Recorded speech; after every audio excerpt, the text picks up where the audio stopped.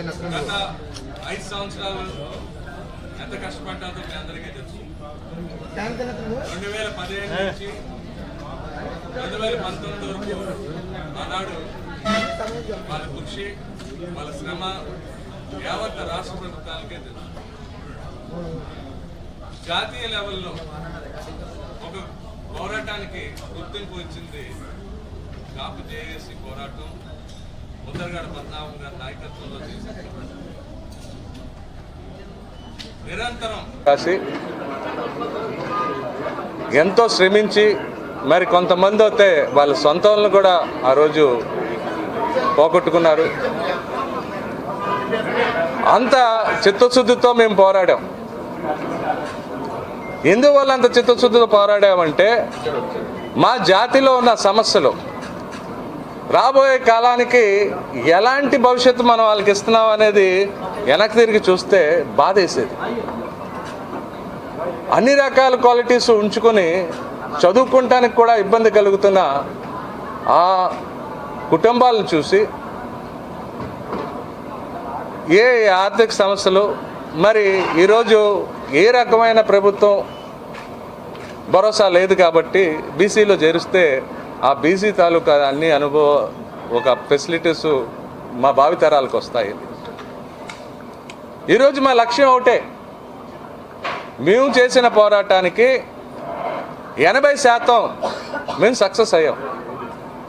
ఆనాటి ప్రభుత్వం దీన్ని అసెంబ్లీలో ఆమోదించి కేంద్రానికి పంపిస్తాం జరిగింది.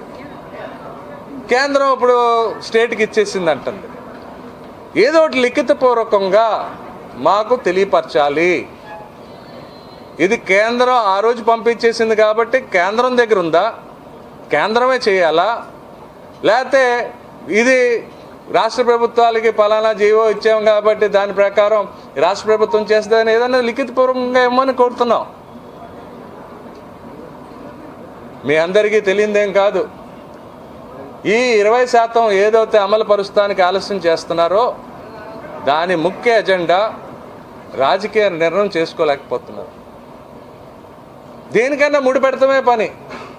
ఇది అడిగితే ఆడేమనుకుంటాడా, ఆడడిగితే ఈడేమనుకుంటాడా అని ముడిపెడతాం కాదు. ఇక్కడ న్యాయమైన కోరిక ఏంటో చూడండి. కాబట్టి ఆ 20% ఏదైతే రాజకీయ నిర్ణయం చేయాలో ఆ 20% రాజకీయ నిర్ణయం చేయాలి అంటే దీనికన్నా మంచి సమయం లేదు. ఎలక్షన్సే సమయం. కాబట్టి ఈ ఎలక్షన్ సమయంలో మా ఓట్లు అధిక సంఖ్యలో ఉన్న మా ఓట్లు మీకు కావాలి కాబట్టి మా జాతికి ఉన్న ఇబ్బందుల్ని మీరు గుర్తించాల్సిందిగా కోరుతున్నాము.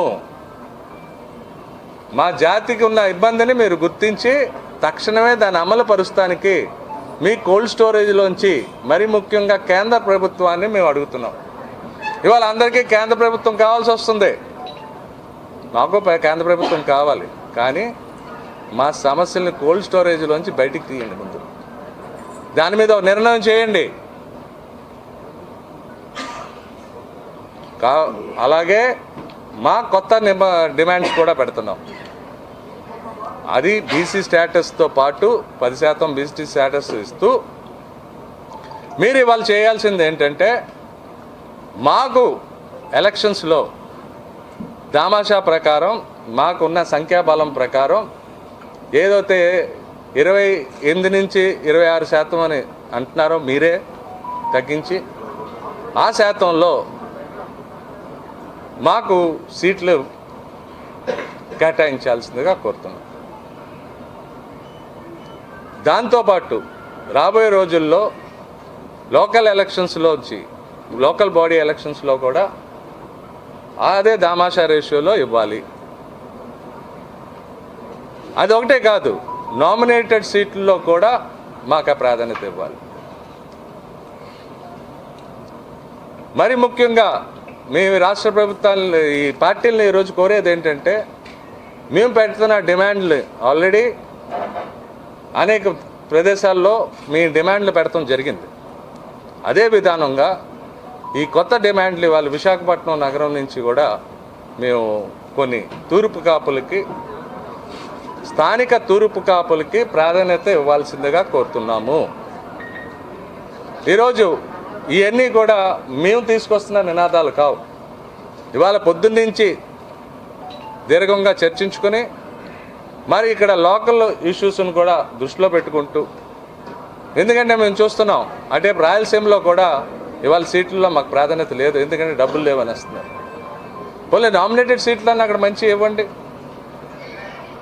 సో అలాగా ఈ దామాషా రేషియోలో ఇచ్చే విధానంగా మా డిమాండ్లని ఏవైతే విజయవాడలో పొందుపరిచామో వాటితో పాటు ఈ డిమాండ్లు కూడా తీసుకుని చేసేటట్టు, ఈ డిమాండ్లు ఒప్పుకున్నట్టయితే రాబోయే రోజుల్లో కాపు జేఏసీ పాత్ర మీకు అవసరం అనుకుంటే, కాపు జేఏసీని గౌరవించుకుంటే ఆ కాపు జేఏసీతో పాటు ఈ ఉద్యమంలో కీలక పాత్ర వహించి నాయకత్వం వహించిన ముద్రగడ పద్మనాభం గారికి సముచితమైన స్థానం ఇస్తానంటే కాపు జేఏసీ వాళ్ళకి పనిచేస్తానికి సిద్ధం. లేని పక్షాన అసలు మా డిమాండ్లే మీరు ఒప్పుకోం, అసలు మీ పనే మాకు అక్కర్లేదు అనుకుంటే మా కార్యాచరణ ప్రకటిస్తానికి కూడా వెనకాడం. చాలా మంచి ప్రశ్న వేశారు, వెరీ గుడ్ క్వశ్చన్. నువ్వు కూడా చెప్తా. దీంట్లో ముఖ్యంగా కాపు జేఏసీ పెట్టిన డిమాండ్స్ ఉన్నాయి. దాన్ని ముఖ్యంగా వాళ్ళు ఆమోదించాలి. నెంబర్ 1, ఏదన్నా మేము ఏ పార్టీ కన్నా సర్వీస్ చేయాలంటే మేము పెట్టిన డిమాండ్స్ అవి కష్టమని కావు. అప్పుడు గత ప్రభుత్వమే ఆమోదించి పంపించింది. ఇప్పుడు అక్కడ ఎక్కడైతే మిగిలిందో దాని మీద దృష్టి చేసి ఇది ఈజీ మేము చేస్తామంటే అయిపోయింది. అక్కడ మొదటి కండిషన్. రెండోది, పని చేయాలి అంటే ఇచ్చిపుచ్చుకోవాలి. మర్యాద ఇచ్చిపుచ్చుకొని ఒక కోఆర్డినేషన్ బాడీ ఏమైనా వేసుకుంటే మేమేంటి ఏ ఒక్కడు కూడా వెనక్కి వెళ్ళడం. గౌరవించుకునే పద్ధతిలో మనం అన్నీ చేసుకోవచ్చు. దానికి సమయం ఆసనం అవుతుంది, దాని మీద నిర్ణయాలు తీసుకుంటాం. ముందు ఎలక్షన్ సమయం వచ్చింది కాబట్టి మేము 4.5 సంవత్సరాలు కష్టపడ్డాం కాబట్టి దీన్ని సాధించుకుంటే మాకు ఆనందం వస్తుంది, జాతికి ప్రయోజనాలు అవుతాయి. దాని తర్వాత రాజ్యాధికారం మీరు అడిగింది. అందరికీ నమస్కారం. ఈ రోజున మన విశాఖ వేదికగా రాష్ట్ర కాపు, తెలగ, బలిజ, ఒంటరి, తూర్పు కాపు, మున్నూరు కాపు అందరి సహకారంతో వారి యొక్క సమస్యల మీద ఈ యొక్క మీటింగ్ పెట్టడం జరిగింది. సమస్యలు ప్రధానంగా మేము చాలా సంవత్సరాలుగా మా ప్రధాన డిమాండ్స్ మీద అనేక సార్లు ఉద్యమించడం జరిగింది. 94లో ఉద్యమం చేశాం. 94 ఉద్యమంలో కూడా పెద్దల పద్మనాభం గారి సారథ్యంలో కాపు, తెలగ, బలిజ, ఒంటరి కులాలని బీసీల్లో చేరుస్తూ ఒక జీవో తీసుకోవడం రావడం జరిగింది. GO number 30. ఆ జీవో ద్వారా బీసీల్లో చేర్చడానికి ఆనాటి పుట్టిస్వామి కమిషన్ కూడా ఏర్పాటు చేయడం, అదే రకంగా అప్పుడు ఉపకార వేతనాల కింద 2 కోట్ల రూపాయలు ఆ రోజున ఆ ముఖ్యమంత్రి గారి చేతుల మీదుగా కూడా కొన్ని ఫలితాలు సాధించడం జరిగింది. అదేవిధంగా ఈ కాపు, తెలగ, బలిజ, ఒంటరి కులాలకి బీసీలకు సంబంధించినటువంటి ఆర్థిక పరమైనటువంటి ఏవైతే అంశాలు ఉన్నాయో అవన్నీ కూడా వీళ్ళకు కూడా ఇచ్చేలా కూడా ఉత్తర్వులు తీసుకోవడం జరిగింది. తర్వాత జరిగిన పరిణామాల్లో దురదృష్టం వచ్చిన ప్రభుత్వాలు ఈ యొక్క ఏవైతే మేము సాధించుకున్నామో ఆ సాధించిన ఫలితాలు మళ్ళీ వచ్చిన ప్రభుత్వాలు తొంగలో దొక్కినాయి. మళ్ళీ తర్వాత మొన్న 2014లో మళ్ళీ ఉద్యమించడం జరిగింది. మళ్ళీ ఉద్యమంలో ఆనాటి ముఖ్యమంత్రి చంద్రబాబు నాయుడు గారి ద్వారా పద్మనాభం గారి సారథ్యంలో కాపులను బీసీల్లో చేర్చుతూ అసెంబ్లీ సాక్షిగా కాపులకు 5% రిజర్వేషన్ ఇస్తూ కేంద్రానికి పంపించడం జరిగింది. అది కాకుండా ఏటా 1000 కోట్ల రూపాయలు బడ్జెట్లో కేటాయిస్తూ వీరికి రుణాల సదుపాయం కానీ, కాపు భవనాలకు కానీ, సంక్షేమ కార్యక్రమాలు వాటికి ఉపయోగం కాపు కార్పొరేషన్ ద్వారా అమలు పరిచేలాగా ఒక కాపు కార్పొరేషన్ ఏర్పాటు, దాని ద్వారా కాపు సంక్షేమానికి ప్రతి సంవత్సరం కూడా బడ్జెట్లో ఏటా 1000 కోట్ల రూపాయలు కేటాయించడం జరిగింది. అదే రకంగా విదేశీ విద్య కానీ అనేక కాపు భవనాలు కానీ ఈ కార్యక్రమాలు చేయడం కూడా జరిగింది. ఈ తరుణంలోనే కేంద్రంలో ఉన్నటువంటి ప్రధానమంత్రి మోడీ గారు ఈడబ్ల్యూసీ రిజర్వేషన్ ఒకటి కేటాయించడం జరిగింది. దానిలో భాగంగా బీసీ రిజర్వేషన్ వచ్చే ముందు తాత్కాలిక బెనిఫిట్గా ఆ రోజున ఈడబ్ల్యూసీలో 10%లో 5% ఈ కాపు తెలగ బలిజ ఒంటరి కులాలు కేటాయిస్తూ వీరికి కేటాయించే జీవో కూడా ఇవ్వడం జరిగింది. ఈ జీవోను కూడా అమలుపరచమని చెప్పి ఉత్తర్వులు కూడా ఇవ్వడం జరిగింది. ఈ రకంగా జరిగిన పరిణామాలు ఉద్యమం ద్వారా సాధించుకున్న ఫలితాలు మళ్ళీ వచ్చిన ప్రభుత్వం వల్ల మళ్ళీ సేమ్ రిపీట్ అయినాయి. గౌరవ ముఖ్యమంత్రి గారు జగన్మోహన్ రెడ్డి గారు నేను అధికారంలోకి వచ్చినట్టునే వేటా 1000 కోట్లు కాదు 2000 కోట్లు ఇస్తాను, 5 సంవత్సరాల్లో 10,000 కోట్లు ఇస్తానని చెప్పేసి వారు చెప్పడం జరిగింది. చాలా సంతోషపడ్డారు. 10,000 కోట్లు వస్తున్నప్పుడు సహజంగా సంతోషం వస్తుంది. కానీ దురదృష్టం 5 సంవత్సరాల పరిణామం అయిపోయింది. 10,000 కోట్లు కాదు మాకు 30,000 కోట్లు ఇచ్చామని చెబుతున్నారు నాయకులు.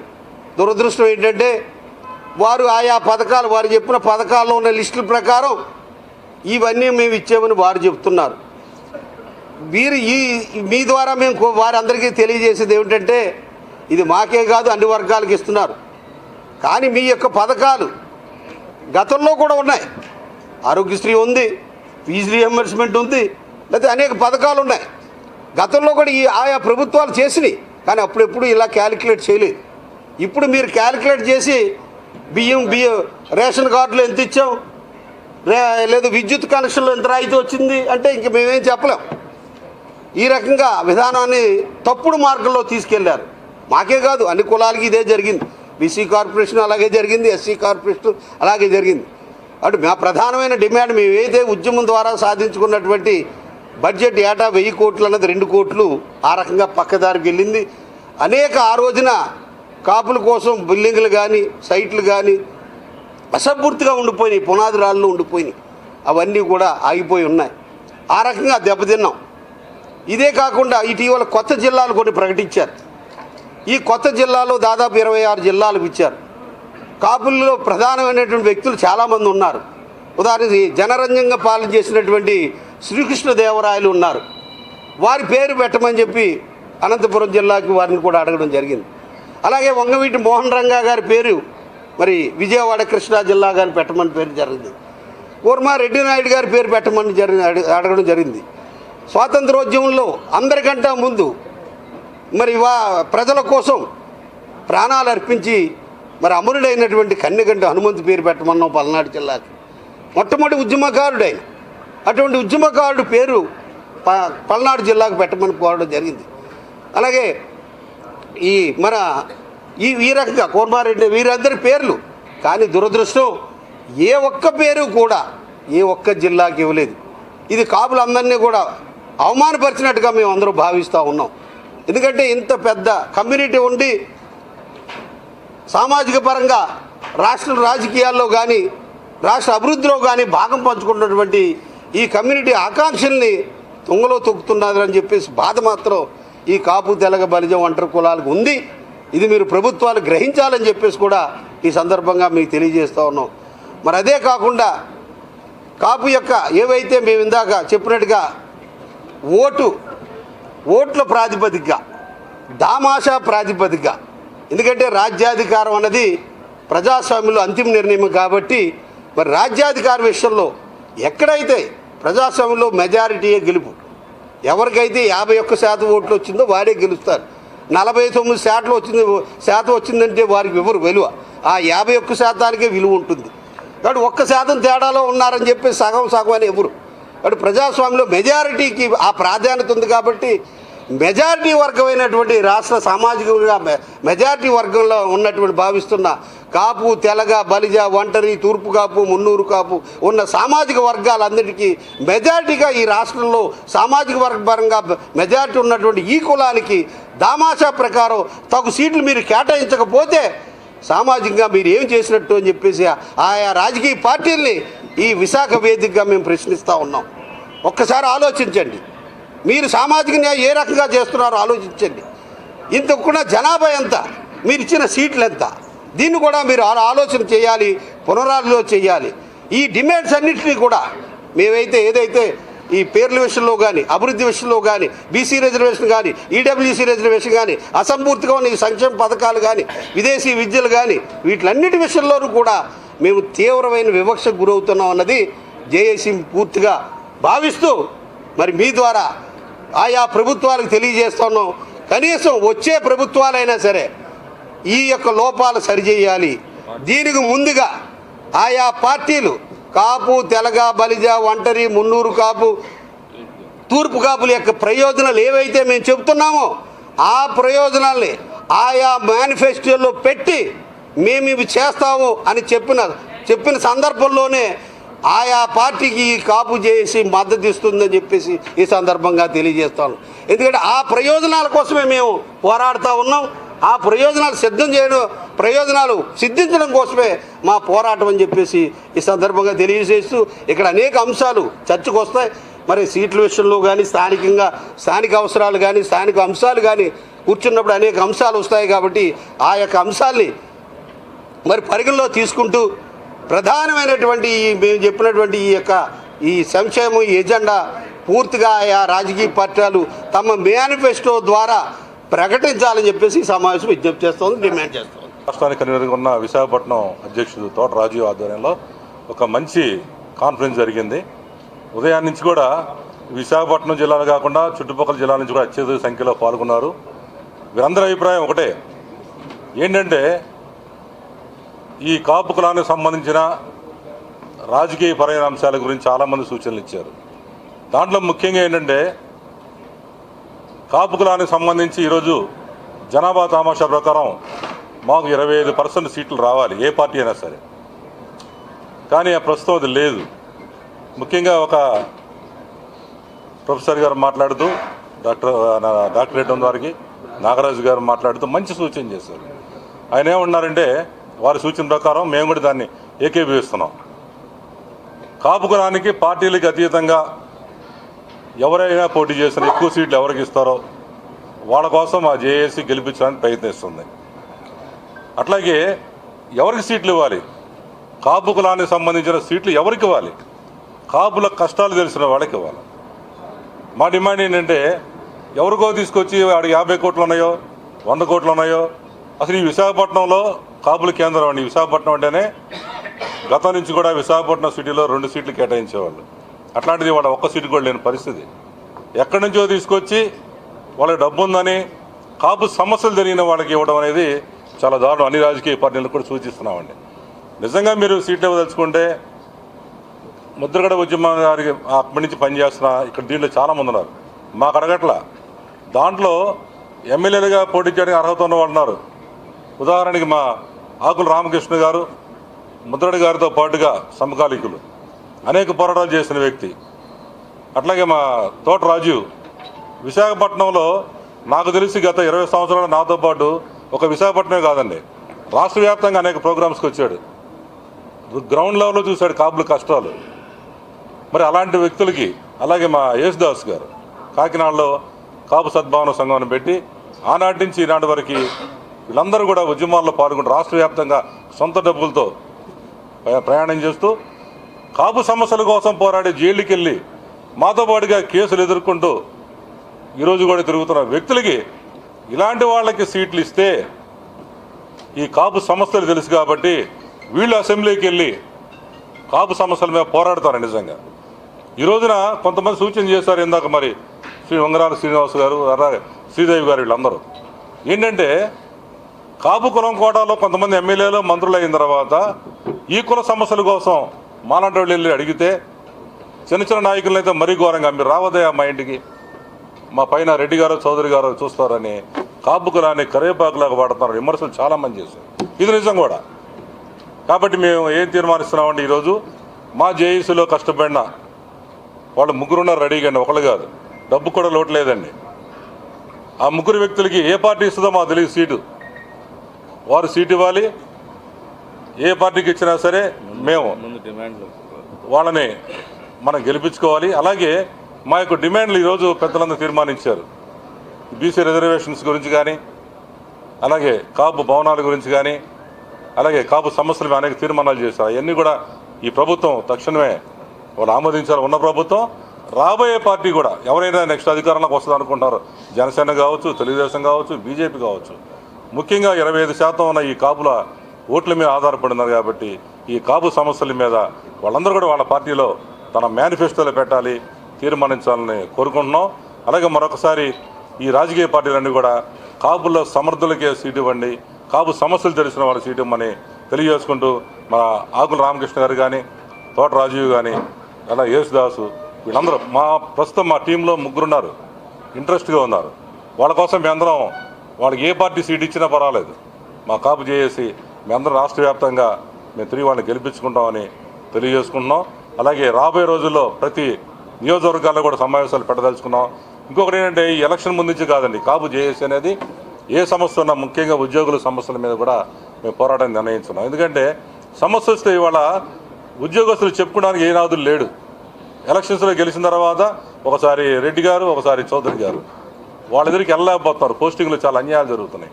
మరొక ముఖ్య విషయం, వాళ్ళు దళితుడికి సన్మానం చేశారు. ఒక కాపు కోచ్ వారికి ట్రైనింగ్ ఇవ్వడం, ఆల్ ఇండియాలో వాళ్ళ పథకం సాధించడం, వారిని కూడా అభినందిస్తున్నాం. ముఖ్యంగా చివరిగా ఒక విషయం చెప్పి ముగిస్తాం. ఏ ఒక్క కాపు వల్ల కాపులు గెలవరండి. ఇవాళ ఎస్సీ సోదరులే ఒక చిన్న ఉదాహరణ చెబుతాను. మన చిత్తూరు నియోజకవర్గంలో తెలుగుదేశం పార్టీలో ఉన్నాడు జేడీ రాజశేఖర్ అనే ఎస్సీ సోదరుడు. ఆయన కాపుల వ్యక్తికి తన టీడీపీ ఇన్ఛార్జిగా ఉన్నప్పుడు ఒక జెడ్పీటీసీ సీట్ ఇచ్చాయంట. లోకేష్ గారు వారికి ఫోన్ చేసి, మీరు కాపులకి ఎట్లా ఇస్తావా, మా కమ్మ వాళ్ళకి ఇవ్వమంటే ఆయన ఇవ్వనందుకు మా వలన దళితుడికి సీట్ లేకుండా ఇన్ఛార్జి పీకి పడేశారు. అంటే కాపుల్ని నమ్మిన వారికి కూడా కష్టాలు వస్తున్నాయి. ఈరోజు మీకు ఎందుకు చెప్తున్నానంటే, అత్యధిక కులం ఉన్న ఈ కాపులకి నమ్ముకున్న ఎస్సీలు కానీ వేరే వాళ్ళు కూడా కష్టపెడుతున్నారంటే, మరి మా కాపు కులం మీద ఈ యొక్క వివక్ష మీరు చూపకూడదని అన్ని పార్టీలు కూడా కాపులను గుర్తించాలని కోరుకుంటూ, ఏదైనా తేడా వస్తే మాత్రం మీ అందరం కూడా ఉద్యమించడానికి ఎలక్షన్స్ తర్వాత కూడా టీం వర్క్ చేస్తామని తెలియజేసుకున్నాం. Thank you very much.